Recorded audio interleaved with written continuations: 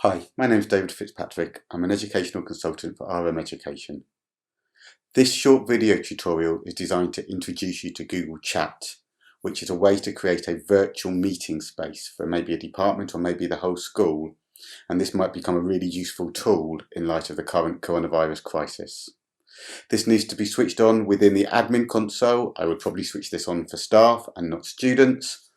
But once you have done the administration within the admin console, this is how you set up and use Google Chat.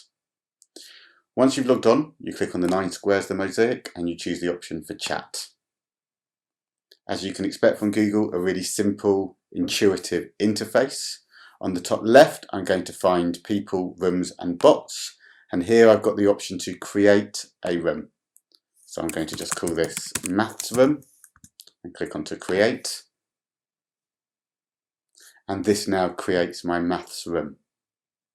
From here, I invite my department, or in fact my whole school, but I'm going to click here to add people and bots.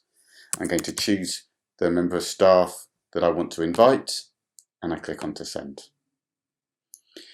When it talks about bots here, these are artificial intelligence that you can add into your room that can, for example, look at everybody who's in the room and schedule a meeting between them. Once my room's created and I've invited my colleagues, I simply click onto New Thread. So within Google Chat, each conversation is kept within a thread. So, what should teach year 11 next week? Question mark. Press on to return, and now that goes into a thread. If I go across now to another teacher, he can now see the maths room because he's been invited. He can see the thread and he could reply here with, there are some excellent resources on this YouTube channel.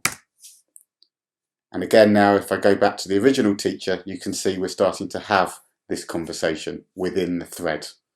And you could create a new thread for different conversations that need to happen.